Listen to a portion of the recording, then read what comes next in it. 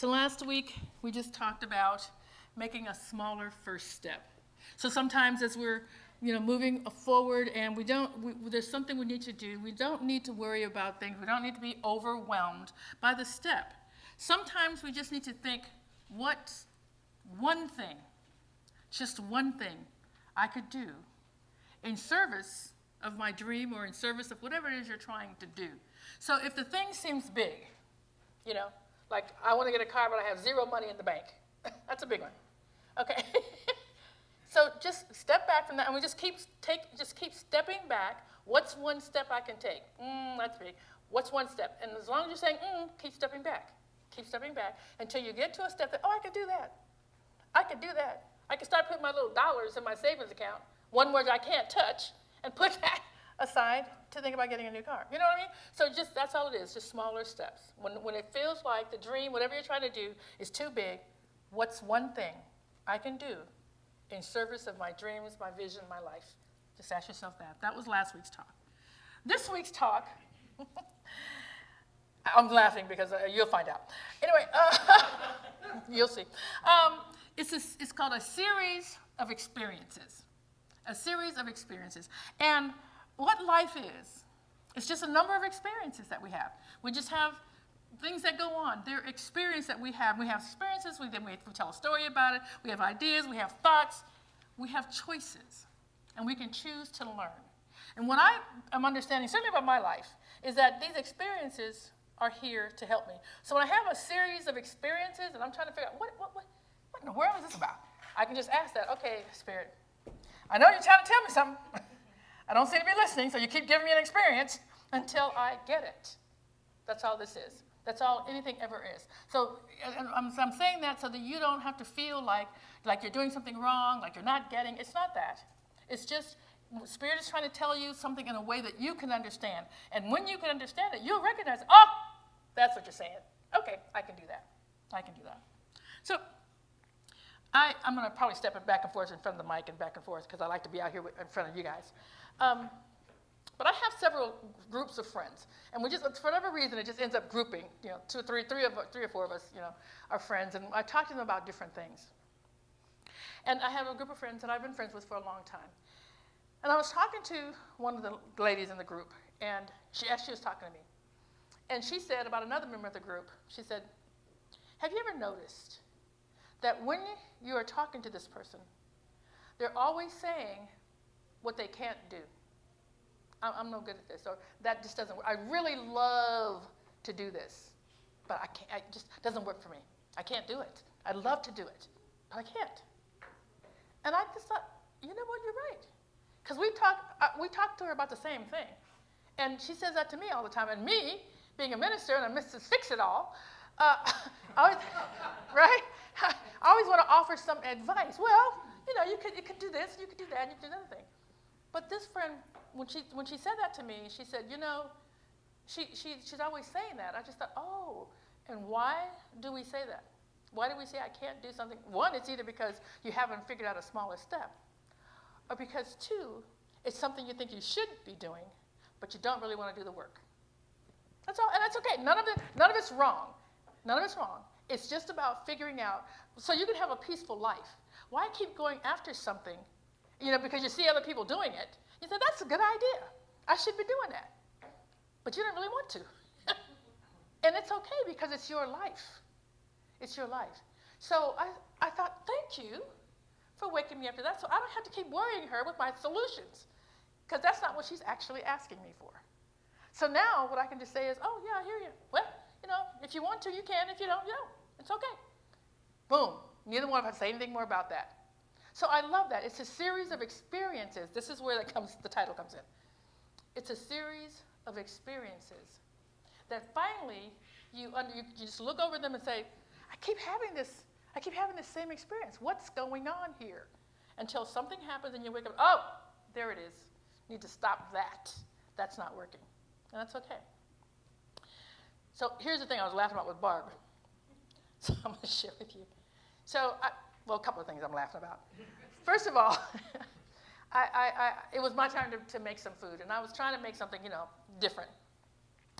And so I wanted to make those whatever that's made over there. The puff. Thank you. The crab puffs. And so and then my sister called and said something about, no, my daughter-in-law, she called and she said, oh my God, I'm out grocery shopping and I can't stand it. Why don't I have it delivered? I thought, oh my God, I have delivery. I'm a member of Walmart. I don't have to go to Walmart. And so I called them. I got on my little app and I remember my little list up, and I got them to bring me some stuff so I can make these crab puffs. Well, of course, I already had mayonnaise, so I didn't put that on my list. But when I go to my refrigerator to get the mayonnaise out, I ain't got no mayonnaise.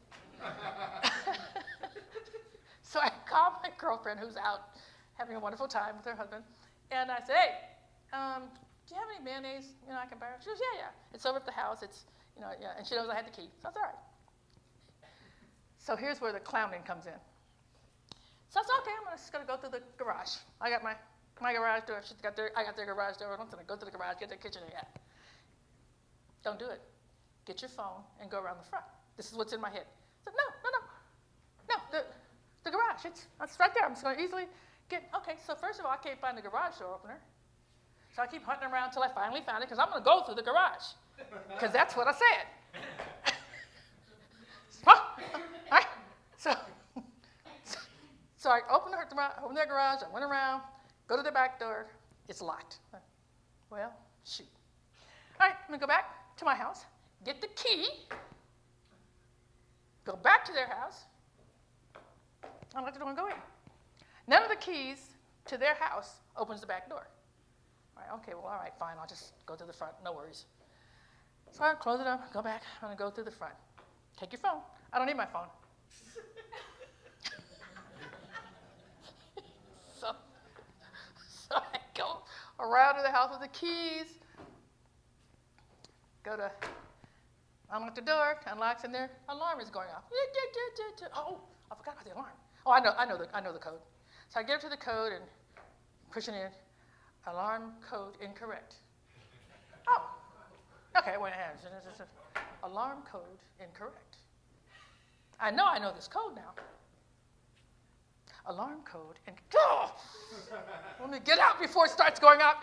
Too late. They're getting calls. Somebody's in your house. Where's the alarm code? On my phone. Exactly. What I forgot to tell you too also is that I'm going to their house, and the key fob that I have, it keeps breaking. It's never broken before, but it broken, and all the keys are on the ground. Right? Yeah. So I pick the keys up, put them back on the fob, open the door, go in, the whole alarm thing, come back out, lock the door, keys fall on the ground again. Put them back on, go to my house, get the phone. As soon as I get the phone, I remember what the code is. Right? But that's all right. That's all right. I got the phone now, so obviously I'm taking the phone. So I get over there, unlock the door, keys fall off again. Put them back on. Go inside, get everything I need, and go back home. All right. So that was a series of experiences. And all the while, Spirit is telling me what to do. Don't go around. Don't use the garage. I'm using the garage. Take your phone. I don't need the phone. I'm not calling anybody. Keys. You need to change that key fob, because that's going to... This is unusual. This never happens. This never happened. So the whole time I'm arguing, until now I just have to do what Spirit is telling me to do. This is what I'm saying. It's just a series of experiences for you to learn from. No sense in getting mad about it. But what I did do was understand, you know what? Spirit has actually changed how Spirit's talking to me. Now it's just a real quiet, hey, do this, which I can say, what are you talking about? And you use my logic, right? To talk about something that Spirit knows without logic, just knows what's coming. And you can either do it or not. But you will be tripping and dropping keys and getting the alarm code going off and calling other people saying, hey, somebody's in your house, all this kind of thing, because Spirit is just quietly telling me stuff. And I love it. So I figured that, it took me a day, but I got it. That's what I got. So that's what they're about. So what I want to tell you, the point of what I'm saying is this, that we co-create our lives. We co-create our lives with God. We don't always recognize or realize that we can or who we are or what's being said. We don't always get it. So think about what you want and what you are saying or believing about what you want. Be at least 51%. You don't have to be 100%. Do you understand that? You don't have to be 100% in your belief. You just have to be 51%. You need to believe more than you don't. That's all. It's not a big deal. But you do have to recognize what's happening and listen to what Spirit is saying. That is all. Because we have all of these experiences all the time, and we'll keep having them until we get the message. And then we go on to the next series of experiences that are going to teach us things. That's what life is all about. If you look at it that way, this is just a teaching point. And apparently I'm a knucklehead. So it's all right. It's all right. It's all right. So I just want to give you an extra point. What I had done when I accepted this job, and it's not a job, I say it's a job, it's not a job. It's my purpose. It's my reason for being. I didn't know that until I got here. But I love it. But what I said to Spirit was fall fresh on me every Sunday. I want to share something that is fresh on me, that I can understand, that I can share with you. Renew my spirit. Help me bring what is relevant this day. And that's, I feel like, why I had that series of experiences. I can come and tell you truthfully. This is how it works, baby. You can keep dropping keys and get setting alarms off and all that kind of thing, or you can just listen to the whispers of Spirit and follow that. Follow your heart. Follow what you know. Just start to begin to recognize Spirit is just talking to you slowly. He's just talking to you quietly. There's a saying, I don't know who said it, but I think we say it all through New Thought. It's what you can either go through something or you can grow through something. Because what we don't grow through, we will go through again and again until we are willing to grow. That is it. And there's no penalty except that you're going to have to keep getting this until you get the message. I want to give you a final quote from Oprah Winfrey and then a quote from me. You learn from every mistake because every experience, encounter, and particularly your mistakes, and there aren't any mistakes, these are just learning opportunities. Just turn that word from mistakes to learning opportunities. That's what this is, okay?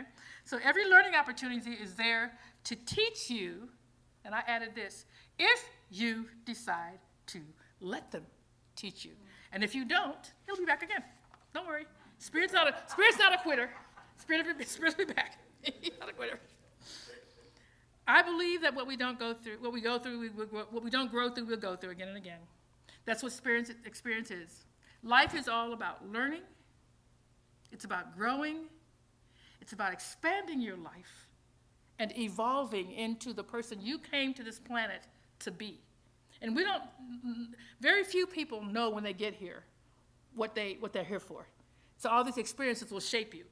And you'll say yes and no to things. And that's your inward self saying, this is who I'm trying to become. And these experiences are going to help me grow. So that's how we live out our purpose that we are here to do, what we're here for.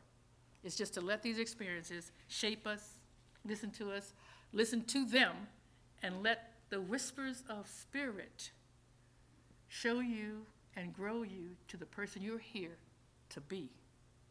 And so it is.